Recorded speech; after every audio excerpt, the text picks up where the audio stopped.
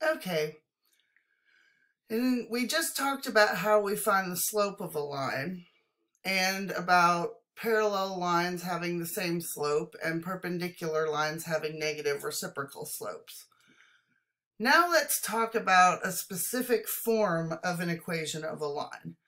This is called slope-intercept form of the equation of a non-vertical line. And it has a slope of m and a y-intercept of b. And the equation we get is y equals mx plus b. So this actually is my favorite form of a line as far as equations go, because it makes it super easy to graph. So to graph a line in the form of y equals mx plus b, we can use the y-intercept and the slope. So the first thing you do is, if the equation's not in slope-intercept form, rewrite it by solving the equation for y. That means get y on one side of the equal sign and everything else on the other. Then you plot the point containing the y-intercept on the y-axis. That point has an x-coordinate of 0, and its y-coordinate is whatever b is. Then you obtain at least one more point using the slope. So we write m as a fraction and use rise over run, starting at the y-intercept to plot the next point. And then all you have to do is connect the 2 points. So for example, if we have y equals negative 3x plus 1, the slope is always the number that's the coefficient on the x. So we have a slope of negative 3, which, remember, any whole number we can write as negative 3 over 1. And the y-intercept is 1.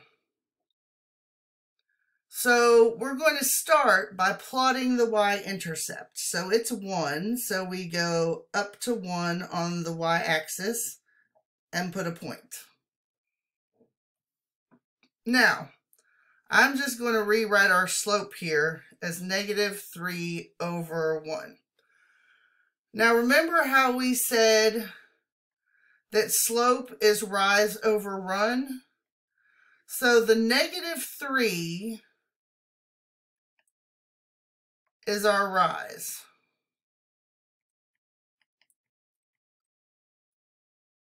And our run is positive 1. So since the rise is negative 3, that means we go down 3. And the run is a positive 1, so we go to the right 1. And we do that starting from that point we just made that was our y-intercept. So starting at our y-intercept, we go down 3. So 1, 2, 3. And then we go right 1. So our next point is right there. Then, if we want, we can do it again to get another point. So from that second point we made, we can go down 3 and right 1 again. And now we have a point there. And we can just keep doing that. Down 3, 1, 2, 3, right 1. So then all we have to do is connect the points, which we all know I can't draw a straight line. Well, that wasn't too bad. So that part was bad. You just connect the dots. And really, we should label our line, so let's write y equals negative 3x plus 1 here. Okay, there are 2 more examples. You should pause the video and try to do them yourself. and then come back and check your answer. I'm going to go ahead and scroll to the next page.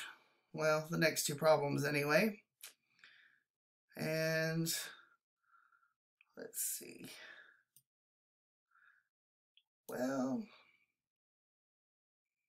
I guess I'm not. All right, we'll stop this video and do these on another video then. Sorry, guys.